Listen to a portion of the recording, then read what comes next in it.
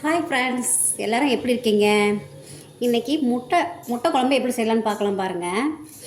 இந்த முட்டை குழம்பு வந்து எல்லாத்துக்குமே எங்கள் வீட்லேயும் பிடிக்கும். இதை அடிக்கடி நாங்கள் செய்வோம். இப்போ இது எப்படி செய்யுதுன்னு பார்க்கலாம் பாருங்கள். முதல்ல வந்து முட்டையை வந்து நம்ம கட் பண்ணிக்கணும்.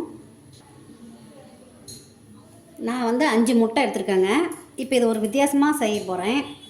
இப்போ இது வந்து இட்லி பாத்திரத்தில் இந்த தட்டில் எண்ணெய் தடவி முட்டையை உடச்சி ஊற்றி இது ஒரு வித்தியாசமாக முட்டை குழம்பு ரெடி பண்ண போகிறேன். பாருங்கள், ஆயில் தடவி இந்த கிண்ணத்தில் இதில் வந்து முட்டையை உடச்சி நம்ம ஊற்றி வேக வச்சுக்கணும். இது ஒரு வித்தியாசமாக இப்போ செய்ய போகிறேங்க.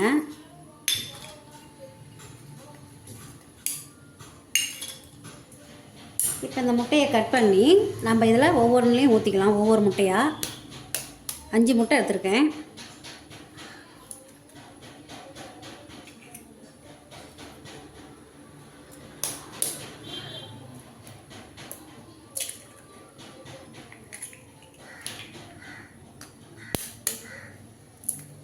இப்படி எல்லாத்துலேயும் ஊற்றிக்கலாம்.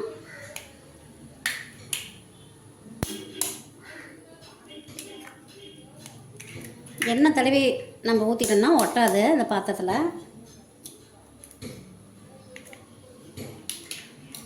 இப்போ பாருங்கள், 5லேயும் நம்ம ஊற்றிட்டோம். இப்போ அது இட்லி பாத்திரத்தில் நம்ம ஆவி விட்டு நம்ம எடுத்து குழம்பு வச்சிடலாம். பாருங்கள், ஒரு இட்லி பாத்திரத்தில் தண்ணி ஊற்றி வச்சுட்டேன். இப்போ வந்து நல்லா சூடு ஏறிடுச்சு. இப்போ இதுக்குள்ளே வந்து ஒரு இட்லி தட்டை வச்சு நம்ம இப்போ வந்து இந்த முட்டையெல்லாம் ஒன்று ஒன்றா எடுத்து அதுக்குள்ளே வச்சிடலாங்க.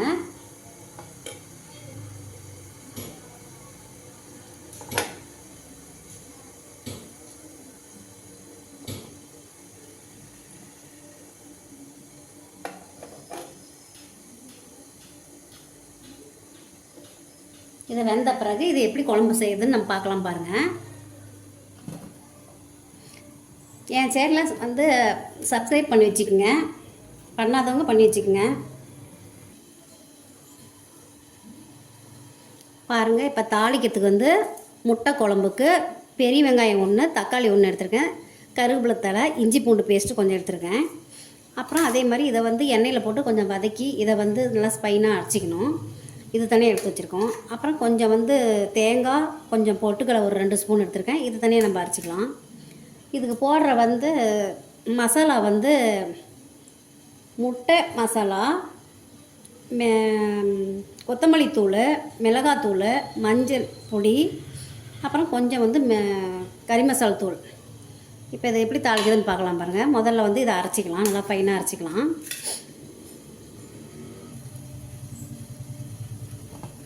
பாருங்கள், முட்டை வந்து வெந்துருச்சு. இப்போ இதை எடுத்து வச்சுட்டு நம்ம வந்து குழம்பு எப்படி பண்ணுறதுன்னு தாளிக்கிறத பார்க்கலாம்.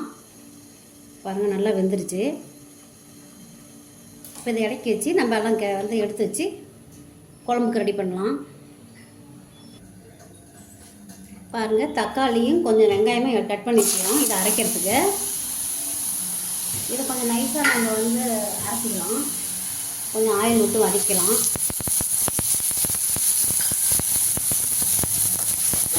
தாளிக்கிறதுக்கு தனியாக வெங்காயம், தக்காளி அரைச்சி வச்சுருக்கேன். இப்போ இதை வந்து நம்ம அரைச்சி இதை வந்து குழம்புக்கு சேர்த்துக்கலாம்.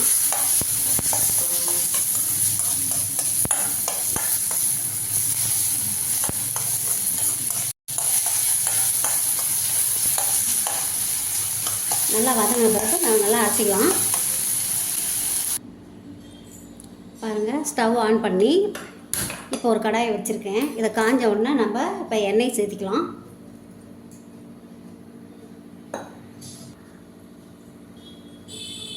பாருங்கள், கடாய் வந்து காஞ்சிருச்சு. நான் நல்லெண்ணெய் தான் சேர்த்தி நான் இப்போ முட்டை குழம்பு வைக்கிறேன். நல்லெண்ணெய் நல்லாயிருக்கும், உடம்புக்கு நல்லது. இப்போ இந்த எண்ணெய் காஞ்சோன்னா கடுகு கொஞ்சம் சேர்த்திக்கலாம்.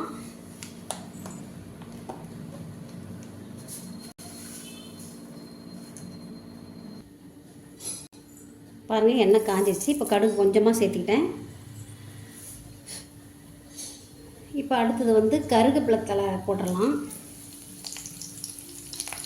இஞ்சி பூண்டு பேஸ்ட்டும் நம்ம இதில் சேர்த்திக்கலாங்க.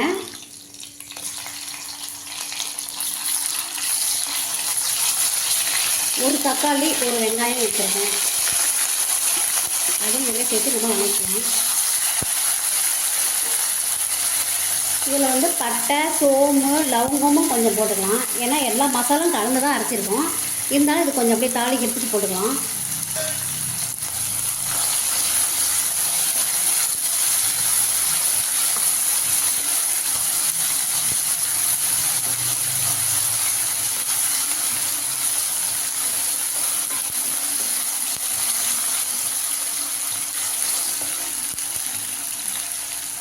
இதிலே நம்ம வந்து எல்லா தூளும் கலந்து வச்சுக்கிறோம். மிளகாத்தூள், மல்லித்தூள், மஞ்சள், வந்து கறி மசாலா தூள் எல்லாமே மசாலா கலந்துருக்கு. இதை கொஞ்சம் எண்ணெயில் அப்படியே வதக்கிக்கலாம். இது வதங்கின பிறகு நம்ம வெங்காயமும் தக்காளியும் அது ஒரு பேஸ்ட் பண்ணி வச்சுருக்கேன். அதையும் இதிலே வந்து நம்ம ஆட் பண்ணிக்கலாம். ஏன்னா ஏற்கனவே நம்ம வதக்கி வச்சுக்கிறோம் வெங்காயமும் தக்காளியும். இருந்தாலும் இது கொஞ்சம் வதக்கி அரைச்சிட்டேன். இது கொஞ்சம் தண்ணி சேர்த்து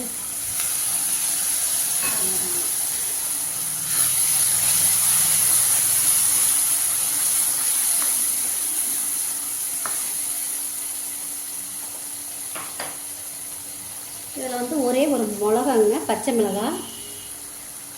இது வந்து ஒன்று கீரி போடுவோம்.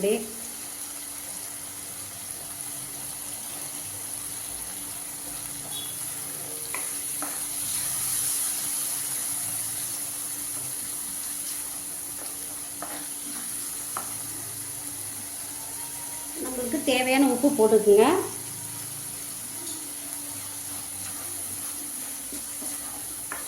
இப்போ இதிலே வந்து நம்ம கடலையும் தேங்காயும் கொஞ்சம் அரைச்சி வச்சுருக்கோம். அதையும் இதிலே வந்து நம்ம ஊற்றிக்கலாம்.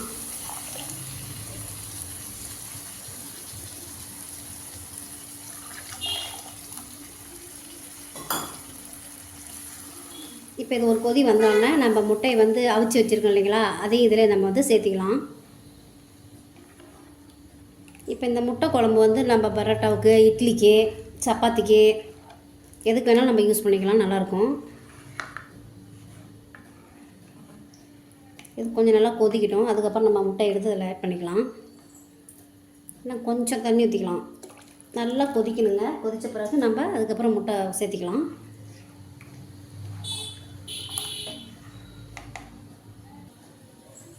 பாருங்கள், முட்டை வந்து வேக வச்சு வச்சேன் இல்லைங்களா. இப்போ இதை வந்து நம்ம குழம்புல சேர்த்திக்கலாம். பாருங்கள், நல்லா வந்துருச்சு. இதை வந்து இப்போ ஒரு வித்தியாசமாக நம்ம செஞ்சுக்கிறோம். அப்படியே நம்ம குழம்பு வைக்காமல் இதை வந்து ஆவி விட்டு நம்ம இப்போ செய்யலான்ட்டு.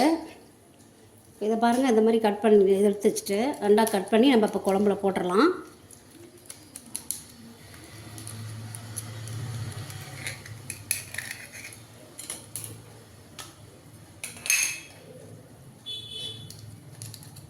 இதை மாதிரி ஒரு தடவை நீங்களும் ட்ரை பண்ணி பாருங்கள். குழம்பு இப்படி எப்படி நல்லாயிருக்குன்ட்டு.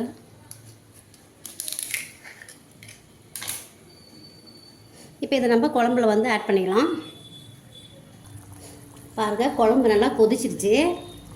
இப்போ இதை வந்து நம்ம இதில் அப்படியே போட்டுடலாம். இதை கொஞ்சம் ஓட்டை பண்ணி இப்படி கொஞ்சம் இது பண்ணி போட்டுடலாம். உள்ளே வந்து அப்போ தான் குழம்பு நல்லா இறங்கும், டேஸ்ட் கொடுக்கும்.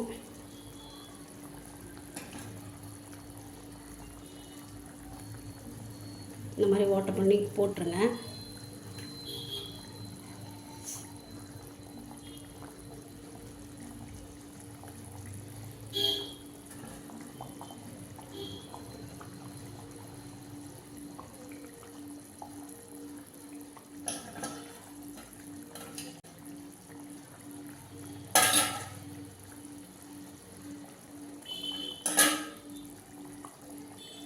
பாருங்கள், முட்டை குழம்பு ரெடி ஆயிடுச்சு. அவ்வளோதாங்க, ஈஸி.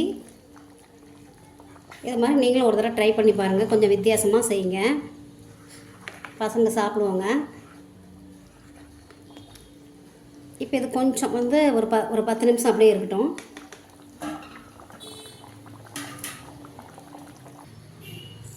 அவ்வளோதாங்க, இப்போ முட்டை குழம்பு ரெடி ஆயிடுச்சு. இது மாதிரி நீங்களும் செஞ்சு பாருங்கள், சாப்பிட்டு பாருங்கள். பிடிச்சிருந்தால் லைக் பண்ணுங்கள், ஷேர் பண்ணுங்கள், கமெண்ட் பண்ணுங்கள், சப்ஸ்கிரைபர் பண்ணுங்கள். தேங்க்யூ.